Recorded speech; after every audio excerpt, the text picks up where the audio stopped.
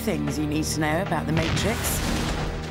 1. Written and directed by the reclusive Wachowski brothers, it was the biggest grossing movie in Warner Brothers history. 2. It rewrote the rulebook for special effects. And 3. The recently released sequel, Matrix Reloaded, has the most awesome car chase we have ever seen.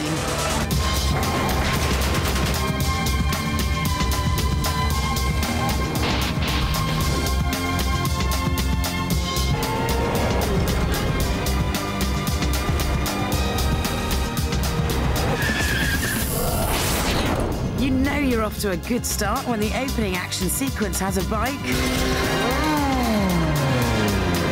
a babe, and a bang.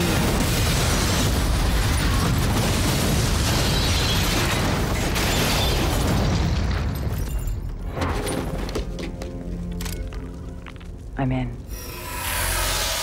Watching them make it was extraordinary. All the stuntmen that were involved, and you know, they had like 3 cars flying in the air at the same time, 18-wheelers crashing through cars, people on motorcycles being chased by cameramen on motorcycles. I think it's pretty cool.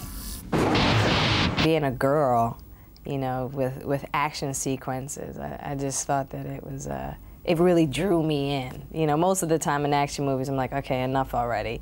But with that particular scene, I was just kind of glued to the screen and couldn't take my eyes off of it. Me too. I mean, we'd seen the storyboards. The whole thing about The Matrix, it's pretty much all storyboarded, so you can get a pretty good idea of visually what it's going to be like. But when it's actually up there on the screen, it's amazing. The chase sequence took 1 year to plan, 7 weeks to shoot, and lasts 14 minutes. They built their very own 1.5-mile-long freeway, the biggest film set in movie history, a construction overseen by production designer Owen Patterson.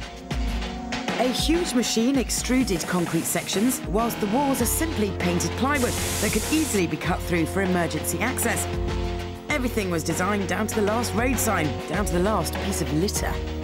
Down to the dead ant. Yeah. You know, in the gravel. Was that ant there? Yeah. Continuity? Yeah. Although the movie was filmed in Australia to save money, the chase was made in the USA, where it's much easier to source plenty of left-hand drive cars. And, of course, stunt drivers. We were having a drinks, dinner, get to know each other. And there was like this group of all these young guys who were doing kung fu and wire work.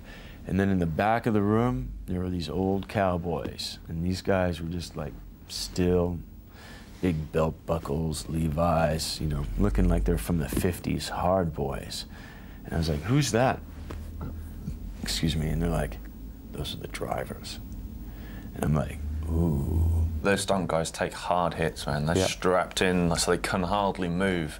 And they take some really hard hits. Tim Rigby, Amazing. Tim Terrell, thanks very much for taking all those hits.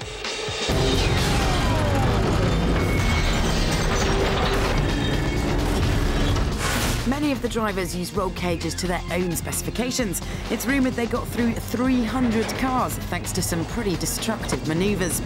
For the most life-threatening stunts, computers digitally mapped routes for the vehicles and even the driver's footwork. Everything else was rehearsed using an attaché case full of toys.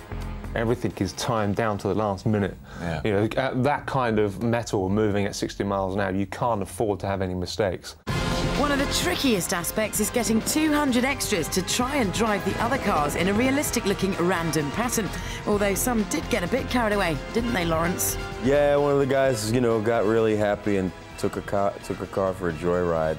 Came around a curve and saw one of the police cars sitting there stationary. Thought it was the real police, and smashed up the car. Sadly, Carrie-Anne Moss can't be with us tonight because she's heavily pregnant. But her riding of the Ducati against the flow of traffic was definitely our favourite bit. And yes, she did do it herself. Oh, the chase on the bike is extraordinary. It's just bananas. It's pretty spectacular. I mean, for her, it was very brave. I mean, to ride a Ducati 996 with someone on the back with no helmet, and, you know, and you're not a motorcycle rider. It's pretty full on, you know. The stunt coordinator R.A. Rondell. He just started with small bike, bigger bike, until finally she was on that high-performance machine. Bravo. I mean, it was great what she did. A meticulous route was plotted with the black blocks on the road representing the outlines of computer-generated cars. Add in some remarkable camera angles and the sequence is frankly breathtaking. Come on! So, Keanu, you're a biker boy. Did you have a go? They'd let me sit on it, but they wouldn't let me drive it around. Unlucky. The others saw plenty of action. Carrie-Anne Moss, Laurence Fishburne and the Rayment brothers all went to motion picture driving school for 3 days to learn a few basic skills. But why is the Matrix full of Cadillacs? We went to them and they said, do you want to help us with this chase, GM? And they said, well, Cadillac really needs to spruce up its image a little bit and kind of do something that's a little hipper and younger. How about taking Cadillac in this thing? And then the boys went up there and went to Detroit and looked at the new line of Cadillacs and saw the CTS and the XD, and they said they kind of look Matrix-like anyway, so let's do that. Now, when we looked at them, they were only in prototype form. I mean, they didn't even really exist yet, the cars. They had to actually build them for us. And what did they do with all those lovely new cars? Write them all off. Perhaps the most complex shot of the chase sees a bad guy landing on a bonnet. It's the ultimate blend of old-fashioned skills and modern technology. The jump is computer-generated, but the carnage behind is done for real. Drivers hit pipe ramps that are being towed by the vehicles in front of them. There's a lot of things that go on behind you don't realise. So on that kind of a shot, you've got lots of cameras covering lots of angles, but, I'm stuck in this car fighting Morpheus, and I've got all this carnage going on behind me. But when I'm filming it, because I'm acting and the camera's mounted in front of the car, you can't see what's going on, and you'll get the odd bit of peripheral vision and a tyre bounce past you or something. That explains the noise. Good job I didn't see it. Everybody just ducked, Right, that's enough about the movie. Fifth Gear had just enough time to ask the big names, what's in your garage? I ride Norton Commandos. Really? Yeah, I love them. For years, I've been driving in a Suburban. I mean, that's the car that, is like a truck. That's what I have a guy who drives me because I'm on the phone and I'm yelling too much, so I'm afraid if I'm driving myself, I don't know what'll happen. But I did just try to make a deal and buy one of those Maybachs, the new, it's a pretty cool car. I was pretty impressed with it, so I think about maybe, now that the movie's a big success, maybe I'll drive around in style. Got this real unusual blend of being bloody quick. Stop it again on that little corner.